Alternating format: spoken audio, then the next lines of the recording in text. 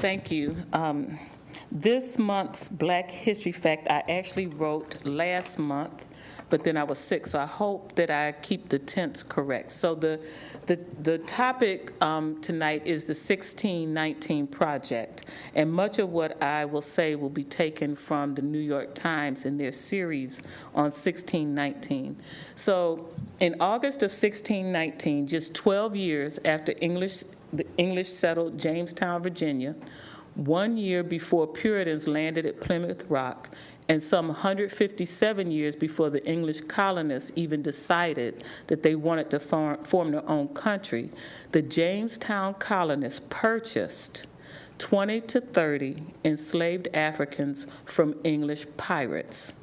The pirates had stolen them from a Portuguese slave ship that had forcibly taken them from what is now the country of Angola.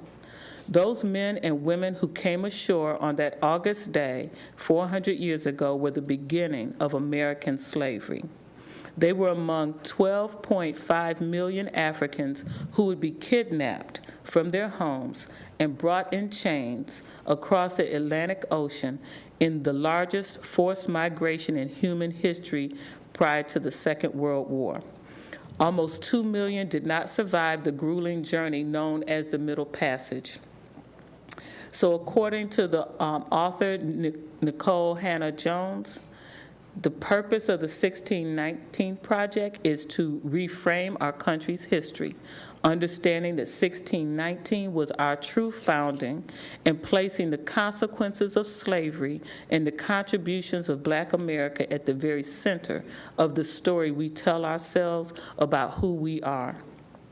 From the project's lead reporter, the 1619 Project underscores the Black condition in America.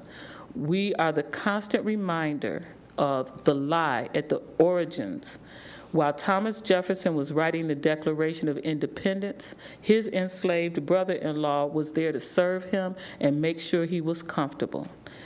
According to her, if you believe that 1776 matters, if you believe that our Constitution still matters, then you should also have to understand that the legacy of slavery still matters, and you can't pick and choose what parts of history we think are important and which ones are not. Just a few more.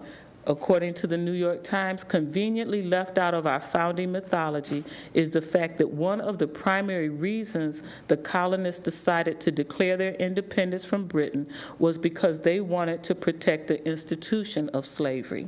By 1776, Britain had grown deeply conflicted over its role in the barbaric institution that had reshaped the Western Hemisphere.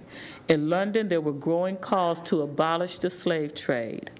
This would have upended the economy of the colonies in both the North and the South, hence independence from Britain, to maintain the cash cow. So in closing, I just want to tell you that in recognition of the ancestors, the NAACP organized the Jamestown to Jamestown Project. Participants in this historic event, including our own state president of SEIU FPSU, Alfonso Mayfield, participated and visited the historic Jamestown Visitor Center to symbolize the ancestral arrival at Point Comfort near Jamestown, Virginia.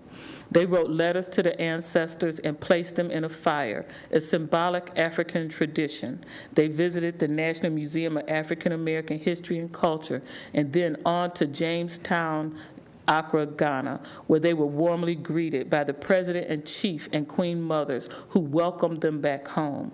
Attendees visited the Slave River, where the enslaved Africans had their last bath before their trek to the coast for shipment to the Western world, never to return again.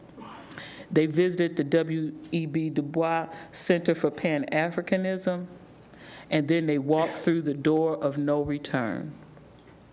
We must never forget, and our children must learn. Thank you. Thank you, Dr. Robinson.